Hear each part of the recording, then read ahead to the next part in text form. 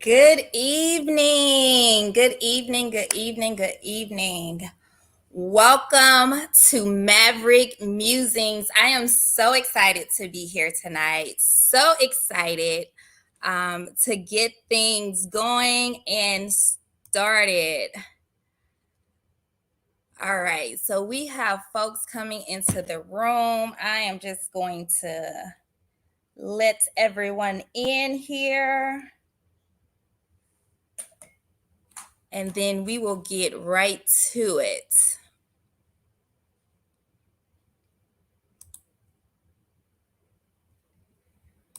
All right.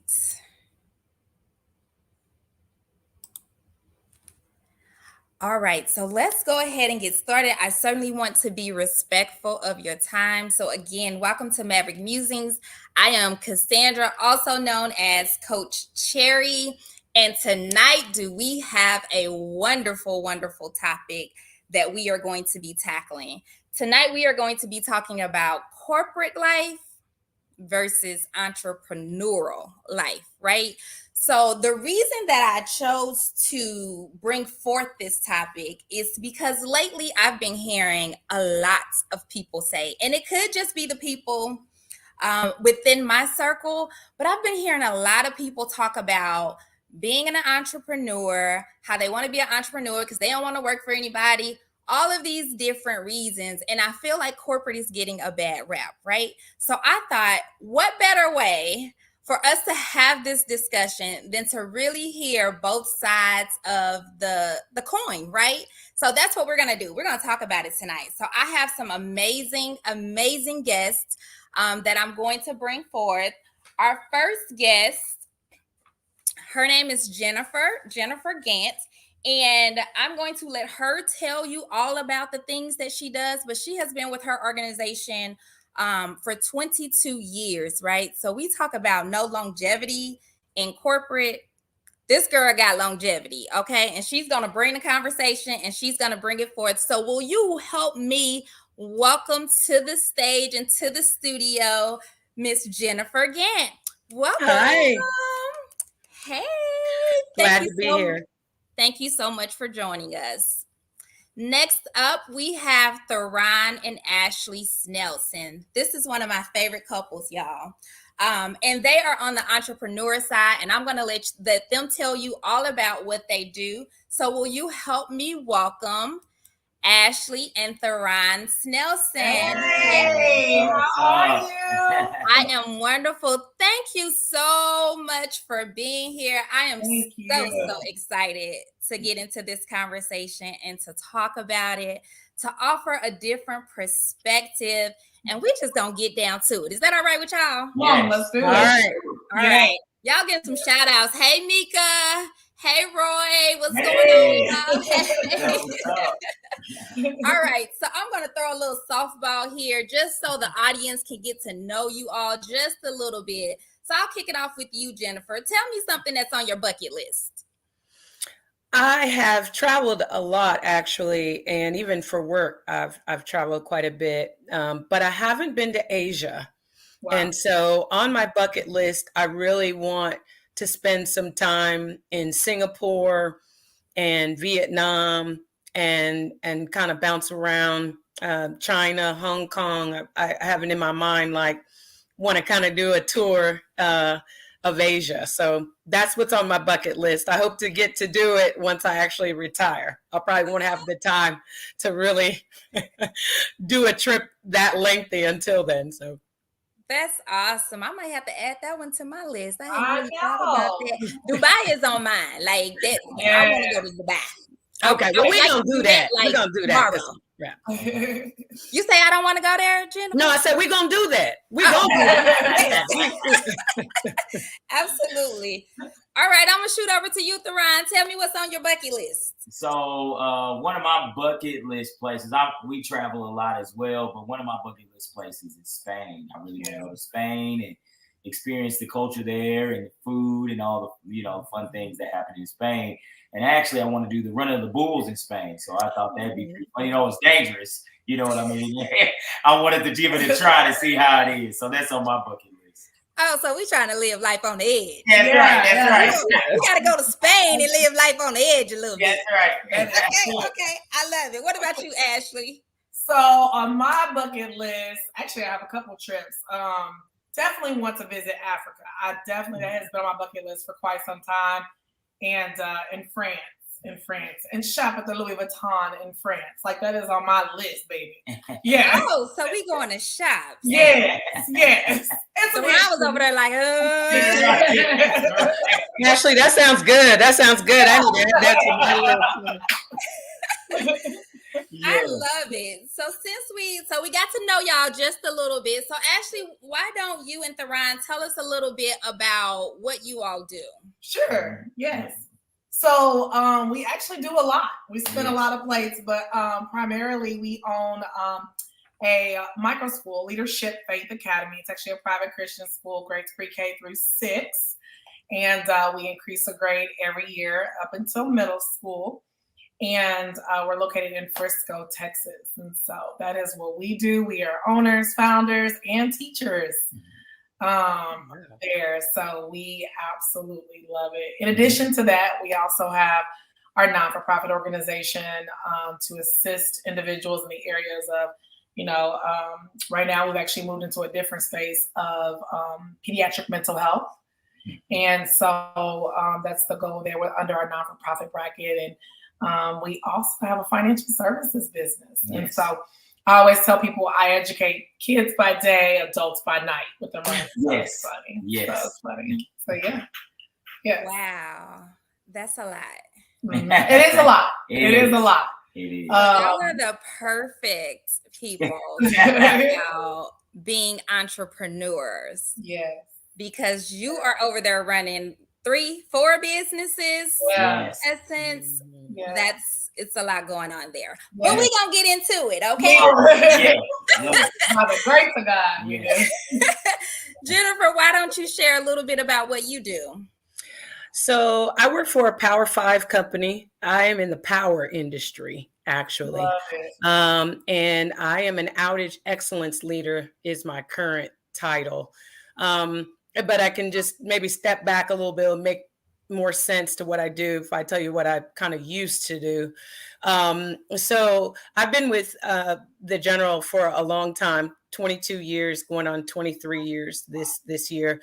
And I can tell you that I started running heavy duty gas turbine, steam turbine outages, actually. It was a service leader for probably over 12 years. I ran an aeroderivative shop there in Houston for a while, where they repair and service and maintain aeroderivative engines. And then, like I said, moved over to the field where I was running actual outages in the field. And so now what I do actually is I'm on the lean continuous improvement team, and I teach people how to run heavy duty gas turbine outages. So like I said, that kind of make a little bit more sense. Go pop your collar. I see you. Yes. I see you. So I just want the audience to hear this from both perspectives. So we have a corporate leader and a did you say Power 5 organization? Power, right? Jen, tell me, how common is it for a woman to be in a position of leadership in that space? Yeah, so I can tell you, as a service leader, when I used to run outages, I was the only female of 80 service leaders, and I was also the only Black woman that was running outages. And so historically, obviously, the power industry is a male-dominated field. So it's even not really about even being Black, right? As it is just even a woman. There are very few women in our industry. And I actually recruit a lot for them, actually, in that vein, because we don't see a lot of women in this field. But it's very lucrative. And as you can tell, obviously, there's longevity in it, which is what I try to encourage, especially a lot of young engineers and people coming out of school, that, this is a business that you can make a home in. Absolutely. And Mhm. that's the other thing that I wanted to bring up, y'all. She said she's been with her company 22 years, right? Mhm. And so Yeah. Jen and I was talking before we went live, and she talked about planning, right, to continue on until to whatever that age is Yeah. for retirement. Yeah. So I probably got a good 10, 12 years left, Okay. just simply because there really is no reason to retire. My children are older, and so I've kind of paid my dues in that regard. So I am a little bit more career focused at this point in my journey. So It's amazing. It's awesome. I love it. So again, on that corporate side, we got somebody here with longevity. So Yeah. feel free, y'all. If you have questions, feel free to drop them in the chat. I will absolutely intertwine them in as we have this conversation.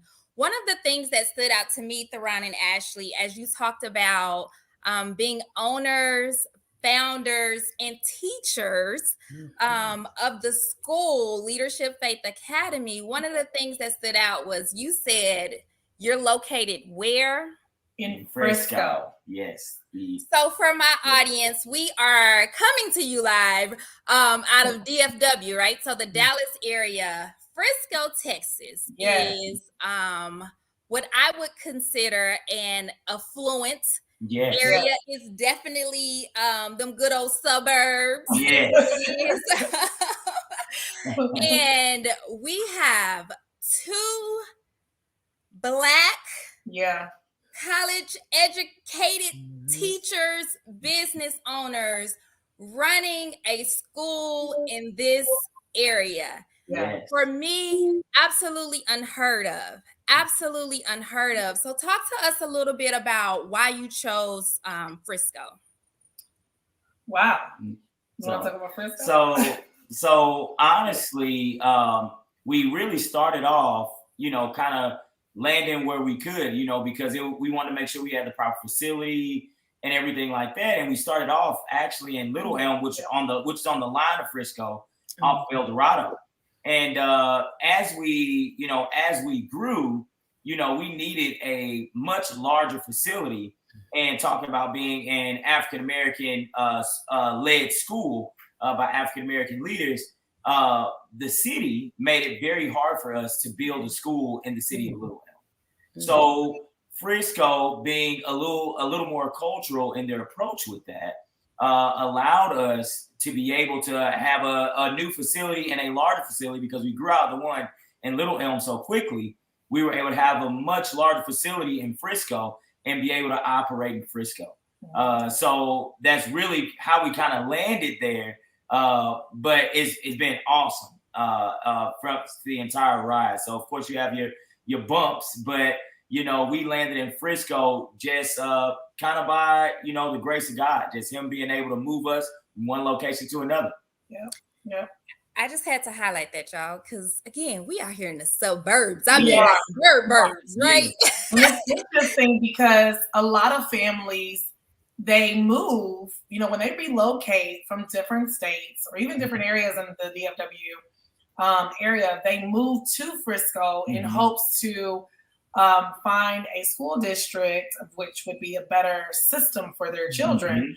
So Frisco ISD, Prosper ISD, McKinney, so we pay these crazy taxes for those schools. And what we found in Frisco is specifically a lot of African American babies were not being served correctly in the educational system in the area of Frisco. So we wanted to really help those Black and brown babies, that to get the education that they need, so they can excel academically without any roadblocks. And that's really been our vision from the beginning. It's just helping in any area, our children, and we are excited that we were able to help them in the city of Frisco. Absolutely amazing. I'm excited too. It ain't none of y'all business. My kid go there. Yes, he does. Yes, he's awesome. That's the reality of it, right? So we tend to, as parents, we want to provide a better upbringing than what we feel we may have had, right? And we go out, we went to college. Our parents wanted us to go to college, so we went to school. We did all that we were supposed to do, and so we're going to live in a better area. Hopefully, more than likely, it's in somebody's suburbs. I don't care where you at. Right.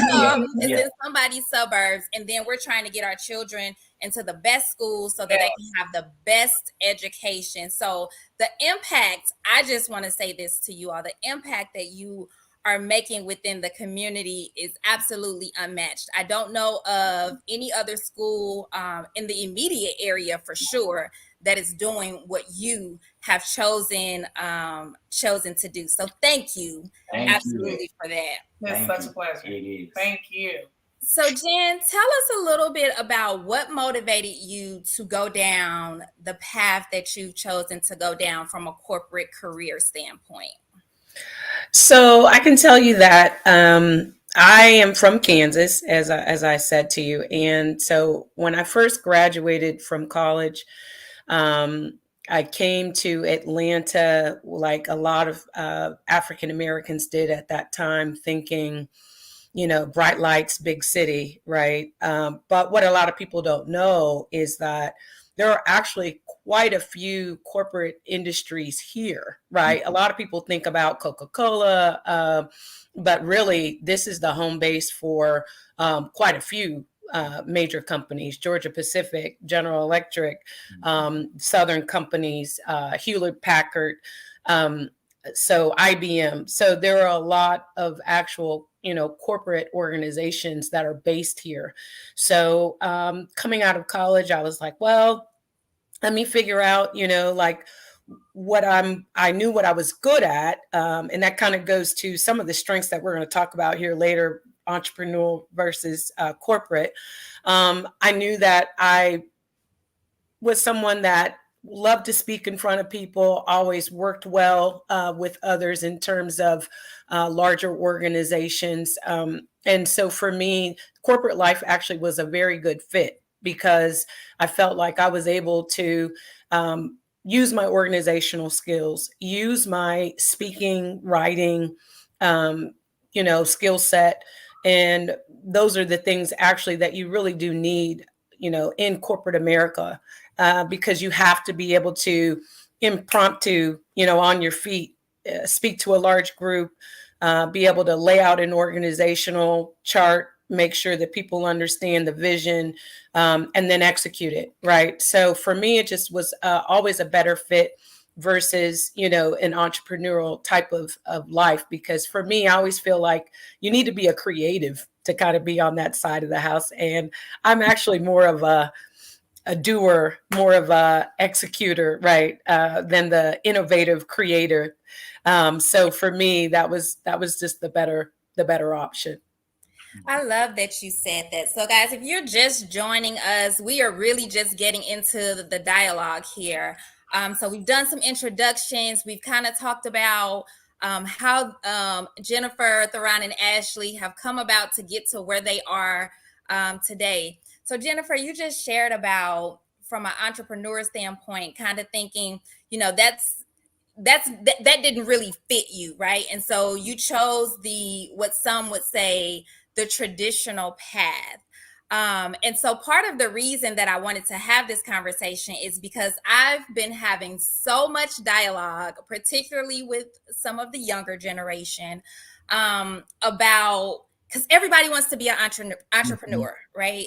And so the conversation has been about, I want to be an entrepreneur.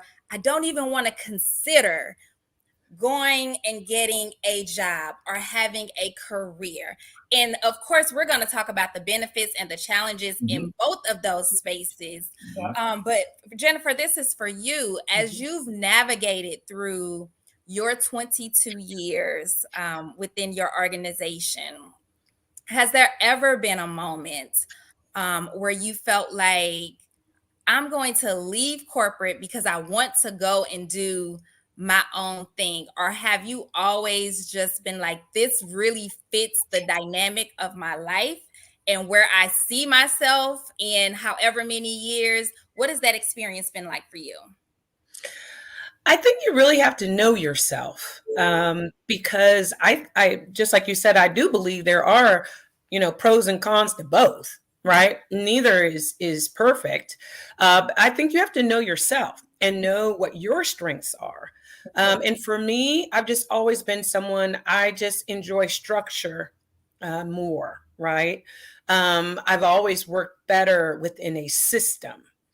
And I've always felt that, there are a lot of people who are making a lot of money on the entrepreneurial side, but you've got to be a one man show a lot of times as an entrepreneur. You've got to be the publicity, the communications, you've got to be, the frontline personnel. You've got to, versus in an organization where I work, especially at the level I am, a lot of times I can put some bullet points down on what I want and I hand it off to the communication group, write me a communication and send it back to me. Right. Yeah. Or if we're doing something that involves something, more creative, right? We've got artists, we have people who put together those kinds of things. So for me, it was a opportunity to use my strengths, because there are people who come to me when they need, to work out the X's and O's for things, right? Just like I go to them sometimes when I want something a little bit more, on the creative side. But to me, definitely, you have to just know what your strengths are. If you're not a self-starter, if you're not someone who, understands that you're driving your own bottom line, entrepreneurship's probably not for you. So for me, I had, when I first started, I had small children. Like I said, my children are older now. And I was a single parent. I'm looking at this beautiful couple here. That's wonderful. They're together, but I was kind of on my own. And so I didn't feel like I could be in a space where my hours were not set. I didn't feel like I could be to where, I might could just dip off and do this or that. I felt like I needed more structure. I needed the confines of which to operate within. And so for me, that's always why it made just a better fit for me, made more sense. That's good. So that's really good, because there's so many things there to consider, right? So you talked about playing on your strengths. You got to know what your strengths are, right? Because it's easy to say, oh, I want to work for myself and I want to run my own business, but it's a grind. And I'm going to let Ashley and Theron tell y'all about that in a second. But it's definitely a grind. And then you also talked about the family dynamic factor, right? And what that looks like depending on your dynamic. If you are a single parent, or you have really small children, or whatever that thing is for you, that could present, or that could pose a challenge in the space of entrepreneurship. So Theron and Ashley, I'm going to come your way. So part of this was talking about, people always want to say, I want to get out the rat race. I want to get out the rat race, right? And you're usually talking about the corporate space and having a corporate job. If I can ask, do you feel like sometimes you're in a rat race with all that you have going on in your space? So again, you named like 4 businesses, right? that you have going on. So talk to us a little bit about, from an entrepreneur standpoint, does this still kind of feel like a rat race? That's such a good question. I think honestly, if we're being in the spirit of transparency, have we ever had seasons where we felt like we're in a rat race where there's like, okay, what is the end game? We've had those seasons. And I will say, one of the cool things is that we do have a partnership of which whenever I feel that pressure, or I feel like, okay, I'm not really clear on the vision right now, Theron steps in and he's like, well, let me remind you. And then the same, of course, when he's not as clear and he doesn't feel as confident, I step in and remind him of the vision. So whenever we felt like that, one of the things that we've always challenged ourselves in is going back to what the original vision and purpose. Because when we think about a rat race, it's usually, there's no end goal. It's like an endless cycle of which we just feel trapped. And we're just kind of running in all these directions, but then there's no real goal of a destination. And so we, I know that we're very strong on autopsy moments in our lives where we sit and we reflect on what is going well, what could we change, That's huge for us, not just in our business, but even in our personal lives. We just recently talking about that in our marriage and in our parenting. But in addition to that, obviously, when we feel like we're just stuck, revisiting, we do think it's important to really just write out, what it is that you want and what the end goal is, so that you don't feel that pressure. Yeah. Yes. Yeah. And go ahead. No, go right. So, and additionally, we just stay creative. I think that's another thing that of course, you can do in corporate America, but you can really do it with entrepreneurship. Is you can create to help build and grow whatever you need to grow. So again, that us being able to the ability to be able to stay creative and change things the way we need to change it. Well, it also helps in entrepreneurship as well. Mm-hmm. Yep. So what would you say to someone who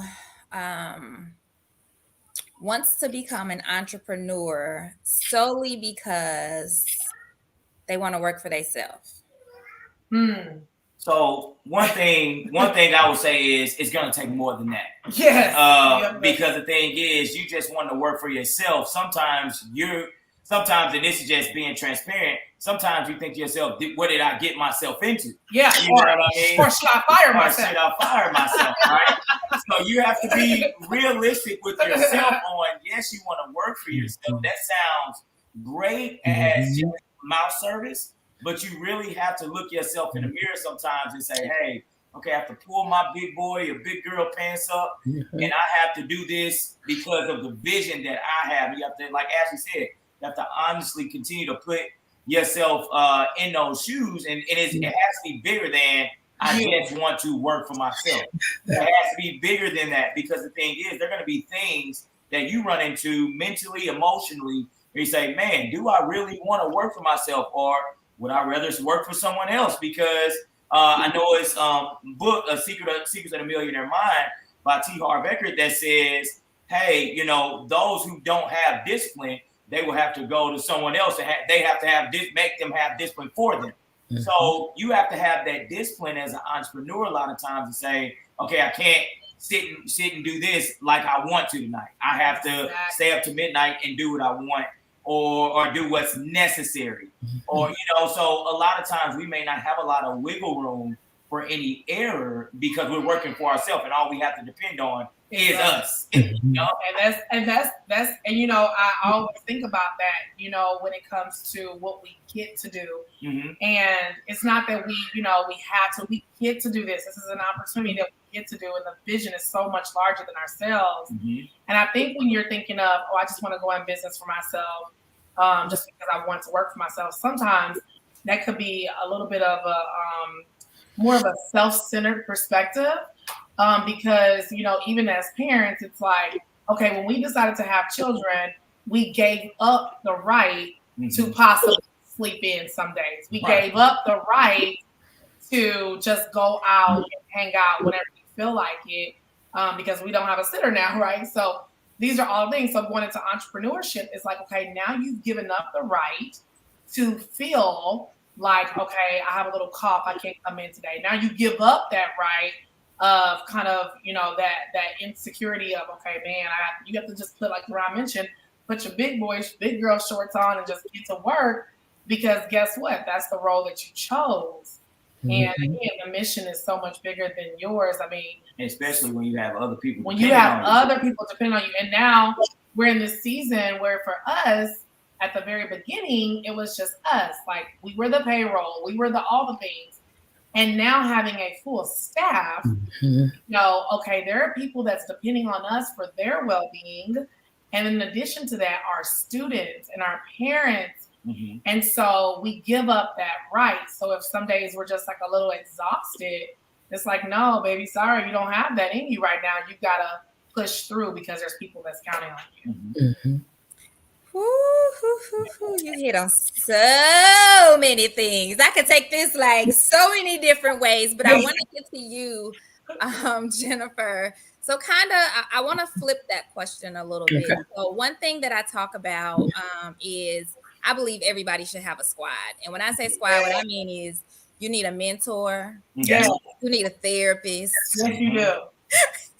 You need a mentor, you need a therapist, you need a sponsor. Yes. It's great to have a coach because sometimes that may be from a business perspective. It may be things that are a little bit lighter. So it's great to have a coach. So thinking about it from that perspective, what would you tell someone, Jennifer, that is saying, so I have this nice corporate job, but I want to be an entrepreneur just because I want to work for myself. What are some of the benefits of being in corporate America that you would share with someone? Well, as I mentioned earlier about the system, right? So when you're talking about mentors, coaches, so I can just tell you in the business that I'm in, for sure, there are so many people who have so many various skill sets and do so many various things that I've always felt like, I'll use for example, I've never been one that had, in my opinion, like a really strong financial acumen. But I work with folks that's their job, right? Our finance managers, finance leaders. So the opportunity you do have a lot of times within corporate America is to be able to go bounce ideas off of people, literally walk down the hall, right, in the office and say, hey, I need to ask you this question. You got a few minutes to talk to me about this or that. And also, as you're moving through corporate America, you work with so many people that you do gain advocates, as you are successful and as you do well, it's just like anything, people want to attach themselves to you, and a lot of times when you are someone who has done well and been successful, people will volunteer to be your sponsor, your coach, your mentor. So I think sometimes that network is a little stronger and broader when you're in corporate America, and even as an African American in the business that I'm in, there's not a lot of us, but because of that, we really band together, right? Yes. I can call one of them in a heartbeat and be like, hey, this happened. What should I have done? What should have happened? And people will dive right in, to help you. So I think, that's important, but it kind of touches on something I definitely wanted to mention, and it kind of goes for entrepreneurship, but definitely in corporate America, and that is personal branding. Yeah. Because as I mentioned, you've got to do well. You've got to be someone that people feel they can depend on. And that takes sometimes, especially in the environment I'm in, that takes time to build that level of brand. And it can go away actually in a minute, with a misstep, with the wrong conversation, with the wrong person. So personal branding is something that I talk to people about a lot, because you've got to be known for something in a corporate environment, in my opinion. And I'm one of those people. I'm known for getting things done. So when I say that, so I may not be the person, like I said, who can draw you the pretty picture and all that, but I'm very good at executing, getting the vision, being able to, disseminate it to others and motivate people and get folks moving in the direction that we need to go in.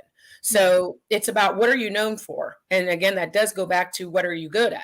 Right. So I would say that definitely it's an opportunity to do that in a corporate structure.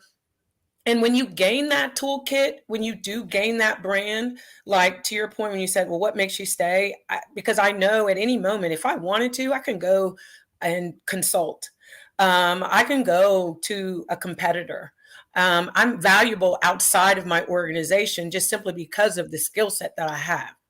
And I think that, again, that's an arena that is a closed door for folks who are not in that environment. Right? It's harder to get a job in corporate America when you're not in it. So, it's very easy to move around, right? I've been with my company 23 years, and I sent you my resume. As you saw, I've had probably about 9-10 different roles within that time. So it's easier to move around. It's easier, to move up, because I'm already there. I'm in that environment, and people know me. Yes, that's good. So that network, and don't get me wrong, I understand there's a network in entrepreneurship as well. But I would say definitely from a corporate perspective, that network is invaluable if you do it right. Girl, you done said a word. You done said a word. Pop your collar. Go on, pop your collar one more time. Go on, pop it one more time. So you talked about the personal branding piece, and you so confidently once again talked about playing and knowing your strengths, right? Like you got to know who you are before you can do anything else, right? So I'm reading, or I actually just finished, and this book is old, but I had never read it. Stedman Graham's Identity Leadership. So I just recently read that, and that was the premise of the whole book. Like you have to know who you are, where you're going before you can lead anybody else. Yes. So whether you're in corporate or if you're an entrepreneur, you're leading somebody more than likely, right? And if you don't know where you're going, if you don't know who you are, how are you going to help somebody else really figure that out? Yeah. Thank you so much for that.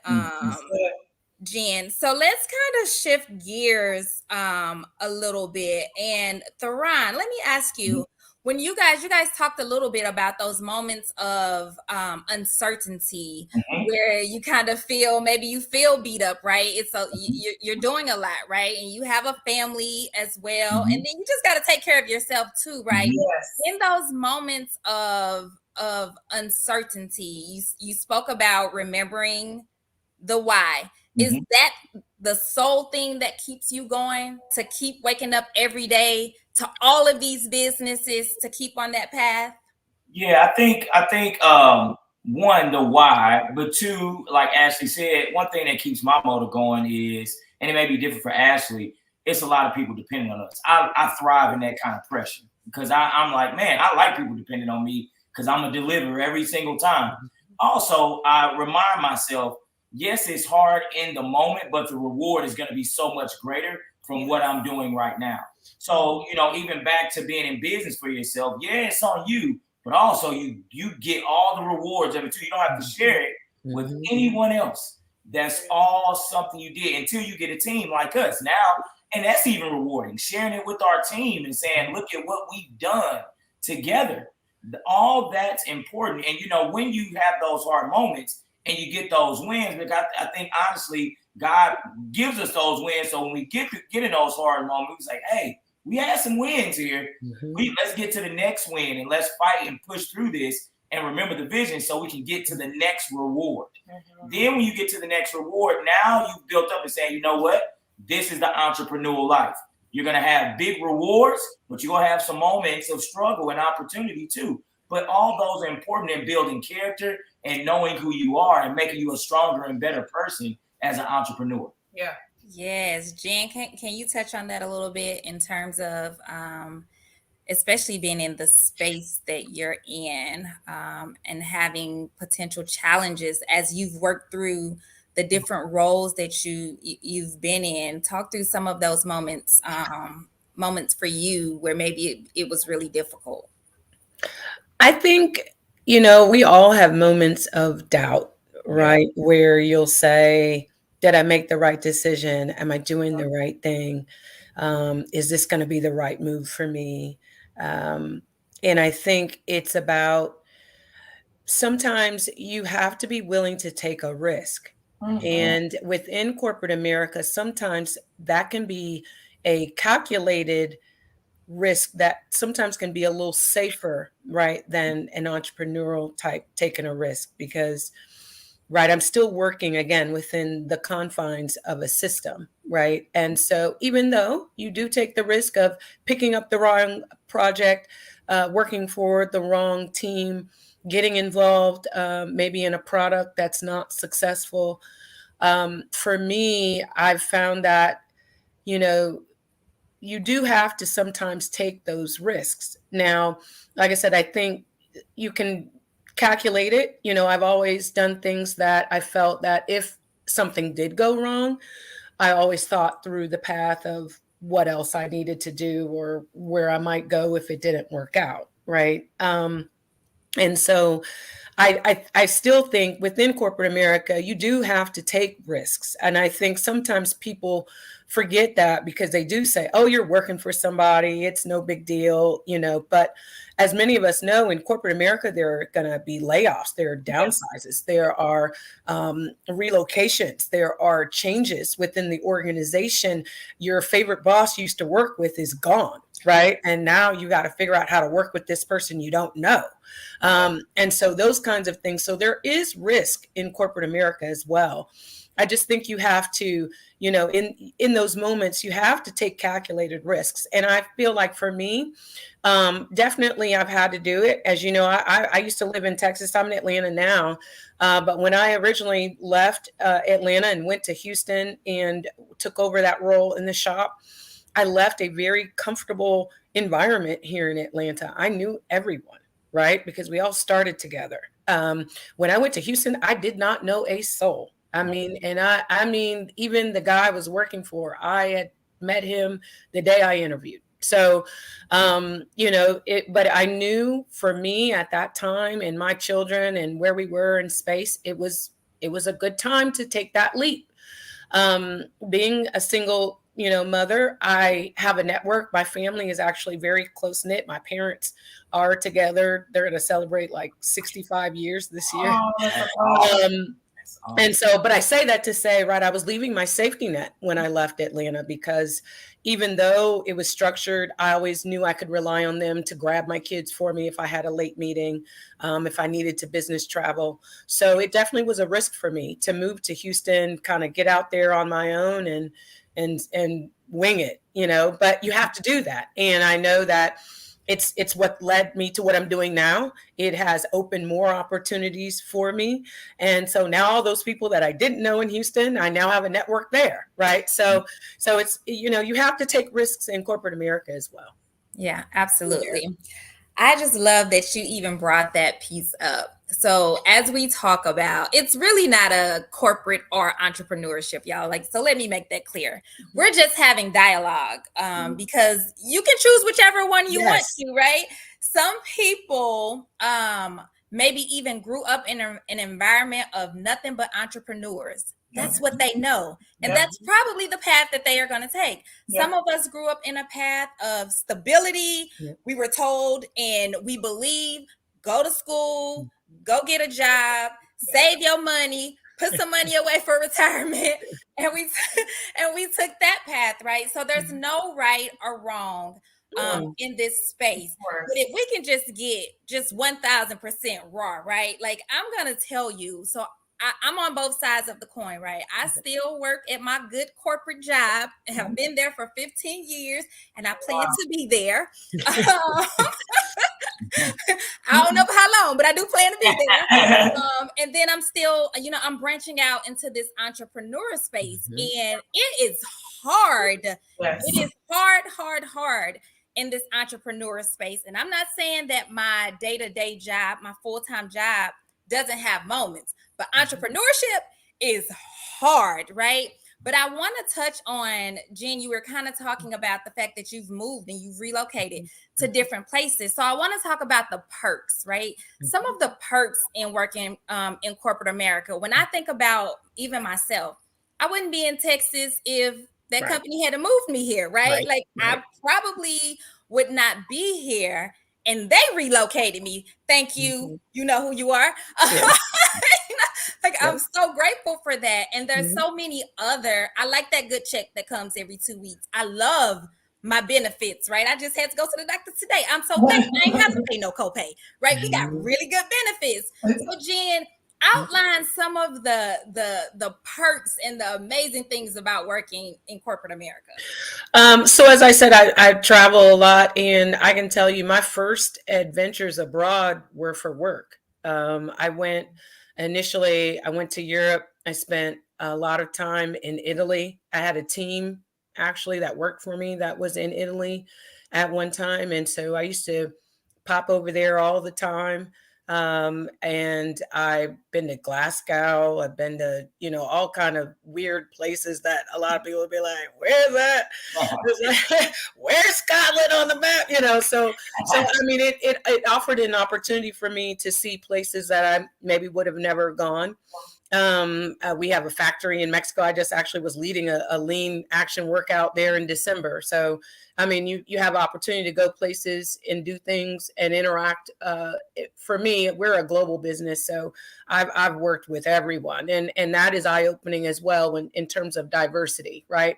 The teams I've worked on, it's people from the Philippines, people from India, people from Asia, from Europe, America. So so it's been eye-opening in that regard as well, learning new cultures and getting to do things. I've also was in a space when I was in the field, I had a company car, right? I still have my expense accounts and those things where I don't have to worry when I travel and when I do things. I just go and do what I need to do, right? So there are perks, but I can say that there have been times as well where I've had to really work, right? I think sometimes people do think of 9 to 5 when they think corporate. So they'll say, oh, at 5 o'clock, you're done. Yeah, in the role I'm in now. But I've had positions where, especially when I was managing, like I said, global teams where, I was up at 2 a.m. trying to talk to my team in Italy, right?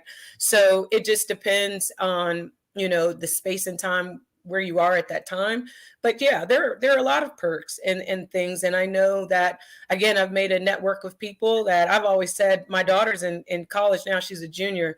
And I've told her, I said, I might take a job abroad when you finally finish, right? But just simply because I'll have that, if that time and space and won't be worried about my children so much to be able to go do something like that. And again, so that's an opportunity that, and I'm not saying obviously there are entrepreneurs that also travel abroad and do things, but it's an opportunity for me to do that on someone else's dime. I'm glad you said it because I sure was gonna say it. I was like, but ain't nobody.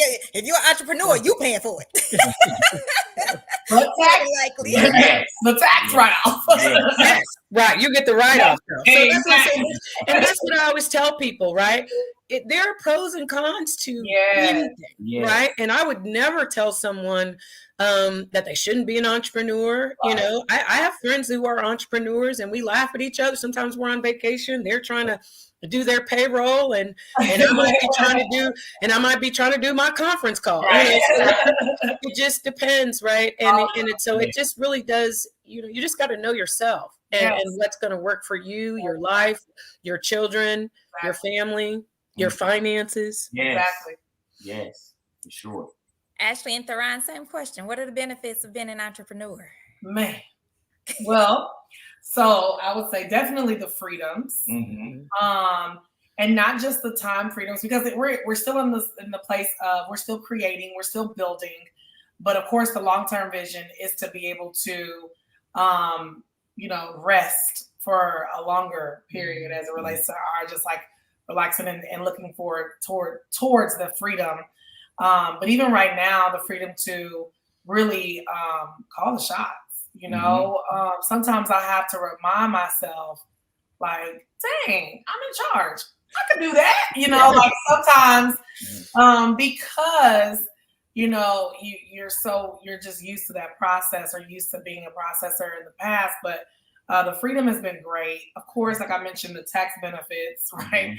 Being able to write off the things that we would do, like our cell phone bills, or, portion of the house payment, all those things are now tax write-off. I will say, I know it's a uniqueness, but I do love working with my husband. I know some people are like, how do y'all work together, live together, do parents together? It is so much fun. And to be honest with you, it's not we get tired of each other. No, like we have a ball together. And although we're still in the same building and we every day, all day, we have different experiences. So we still come home and we have so much to talk about because his experience is totally different than my experience in my day. So I love that. I love being able to create because by nature, I am just one that, the Holy Spirit wakes me up in the middle of the night with visions and dreams and desires and goals. And so I love creating and being able to execute those things that have been presented as visions to me. And so that to me is a blast. And what else would you say? That's so many cool things. I mean, it's a ton. I mean, in addition to what Ashley mentioned, you get to, just like in corporate America, being part of an elite group, you get to be a part of an elite group of entrepreneurs. Yeah. When your business becomes successful and makes it past a certain threshold, you can say, hey, we've built something that we can be proud of. And we can say this is part of our legacy. So you think about that too as an entrepreneur. Especially, in the early phases, it may be very difficult. Just like Jennifer said, in the early phases of being in corporate America, it can be difficult. But when you get, on the other side, you get to see the perks of, man, look at what I built, and I have the freedom with it and the finances and everything else. And I get to live my life the way I want to. So we were talking about that. We went to Greece over the summer, and we were able to meet with one of our partners in business, and we were just like, wow, how cool is this? I mean, yes, we're here on a vacation with our family, but in addition to that, we can meet with a partner, we can discuss, like, they want to know how can they get better based on our opinions and what we think and how and our experiences. I think that's pretty cool. I'm glad you mentioned family, Ashley, and that is absolutely cool. I was super jealous when I saw y'all pictures of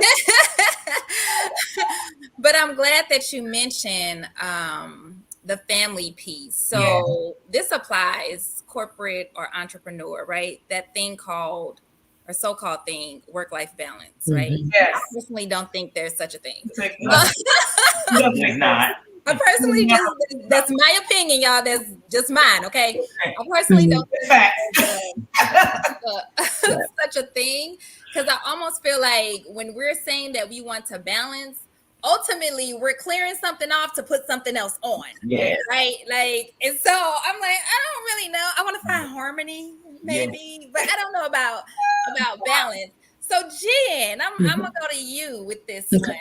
Talk a little bit about work-life balance and what that looked like for you. What has been your experience? Do you think there's a such thing as work-life balance? No, because, and actually, when we talk about mentorship, I'll just say this. I'll make it quick. Then we're at the end.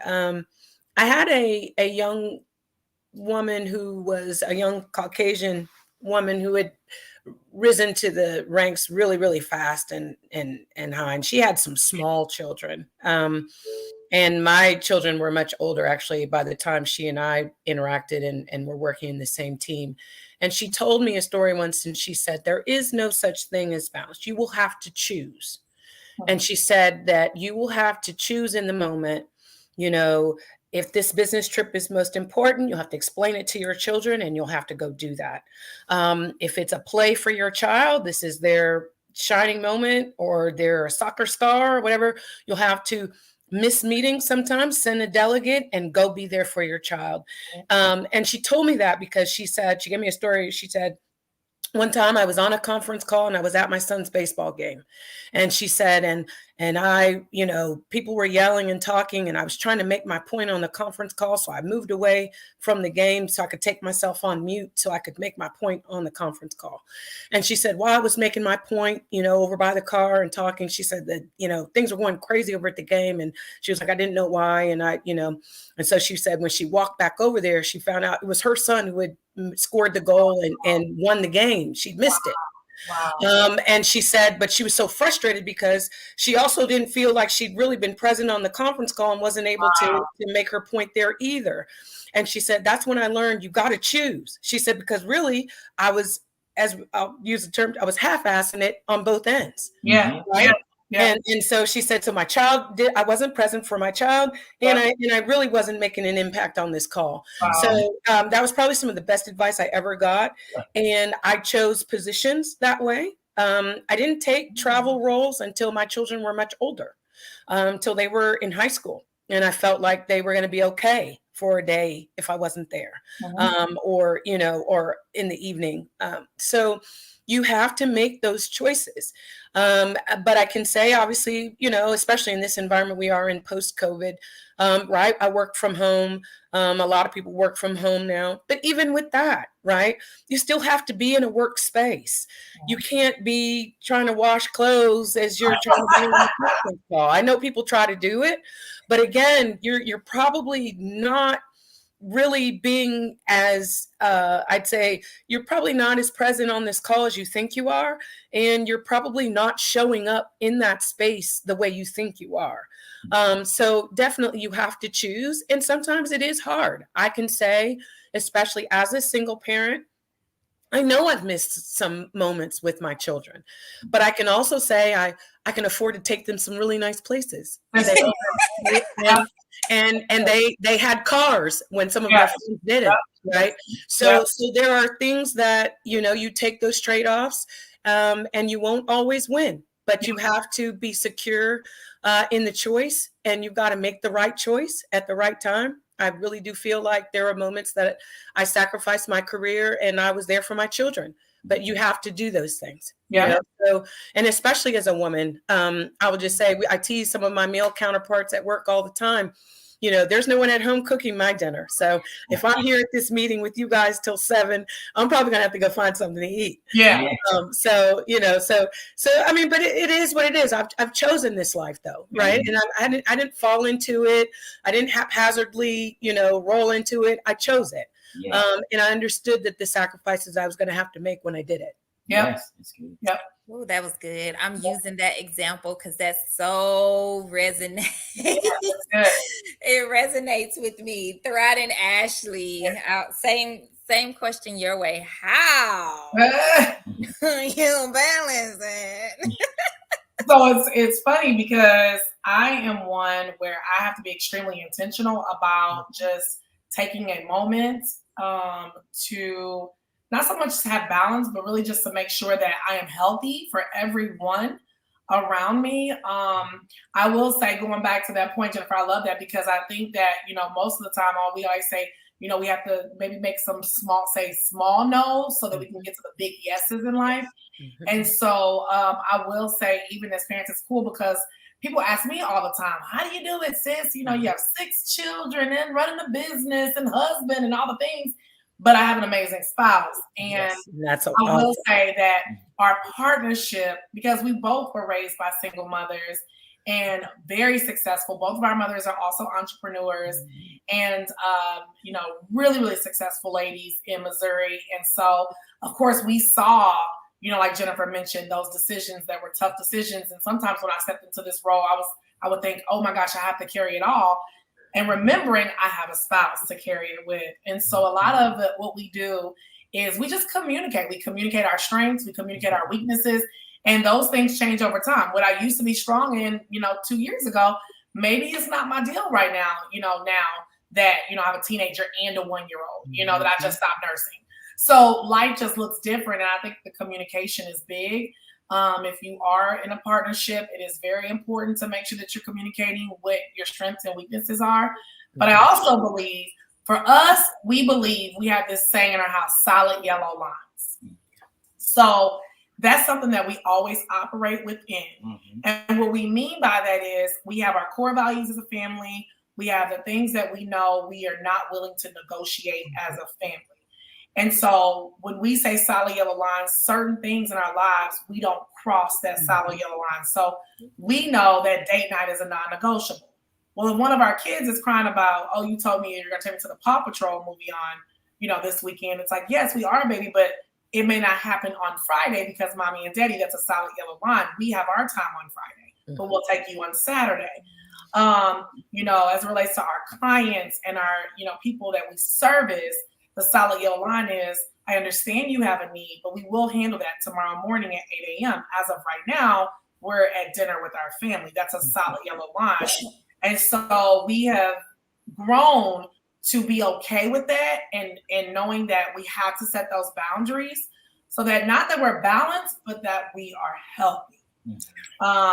Because we're never, like you said, balanced. I mean, even right now, yes, we're on this call and we're present, but in the back of my mind, I'm still thinking about uniforms that have to be washed tonight. You see what I'm saying? So there's always some kind of, you're always processing through something. So I would say the solid yellow lines has blessed us. We do have to keep solid planners, and we do have to think calendars a lot. And I think in this, you know, again, I know we're running out of time. I know it's a lot of people that may be single and be like, well, how do I do that? I know you have a spouse. as a single man or woman, how would I do that as an entrepreneur? You have to find your partner. Now, that's not a partner meaning someone you're with, but a partner meaning someone that believes in what you're doing and it can lean on you and you can lean on them.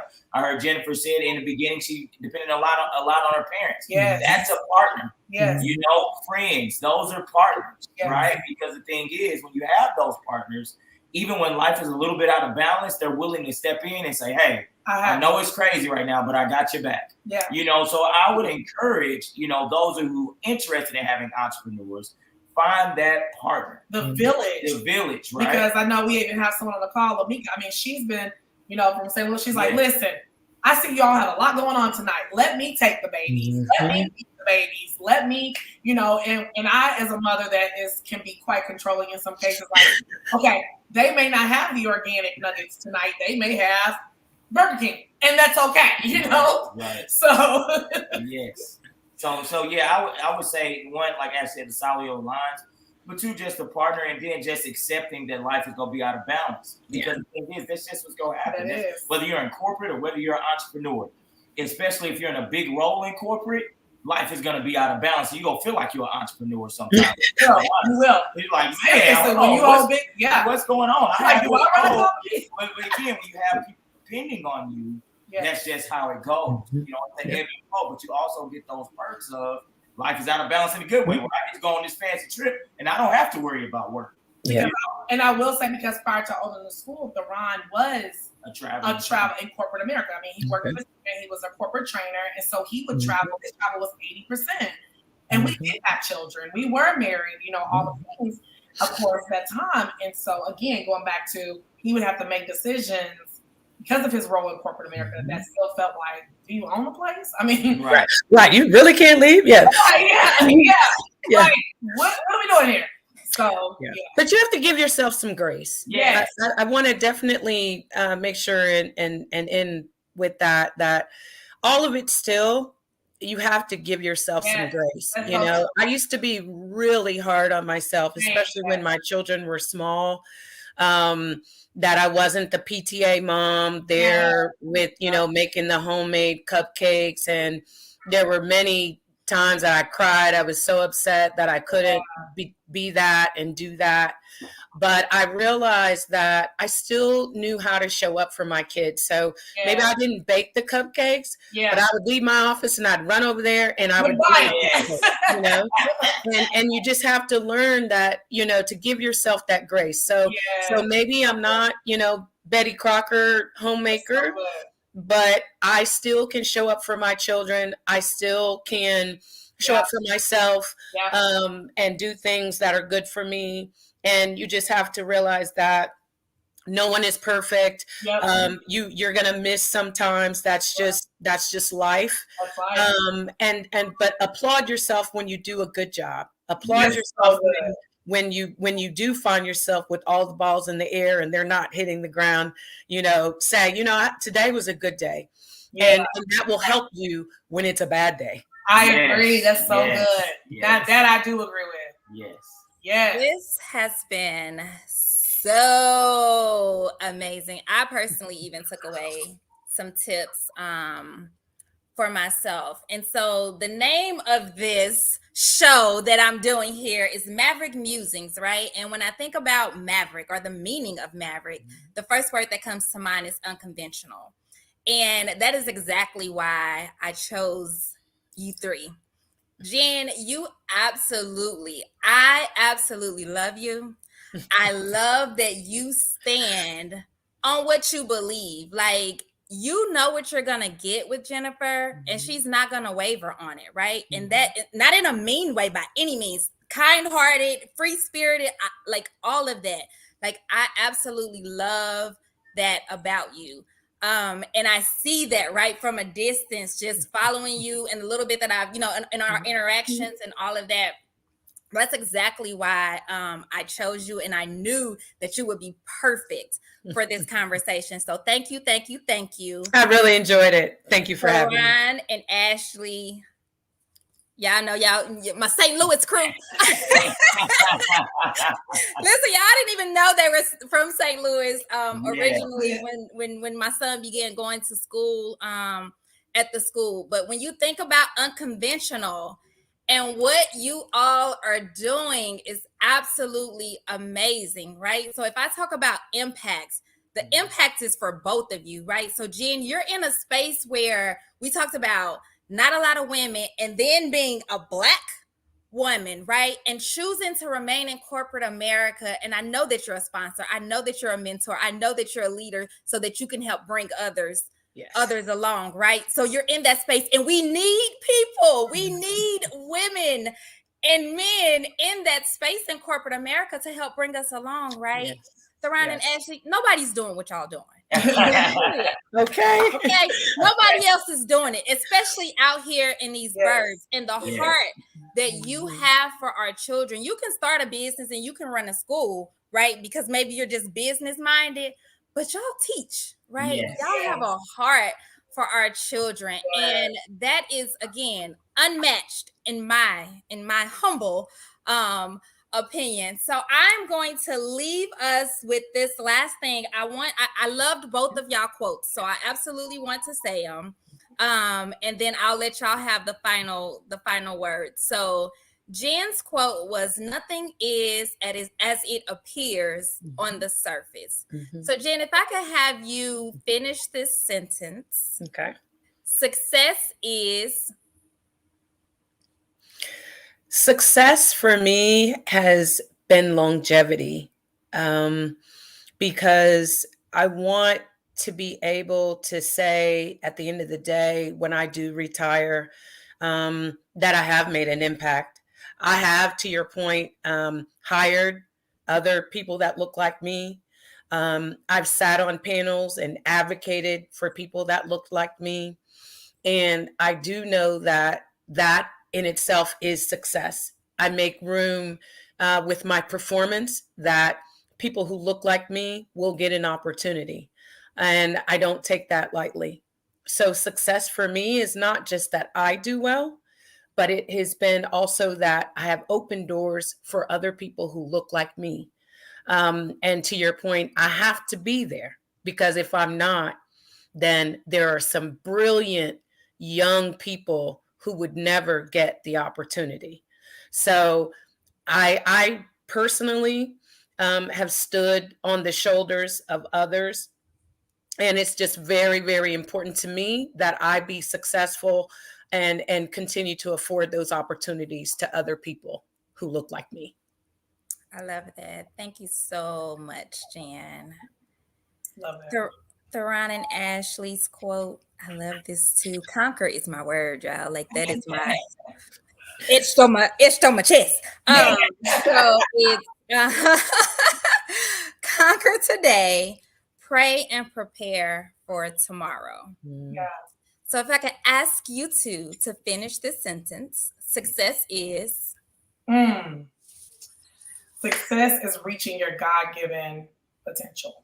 It's doing exactly what it is that God has called you to do.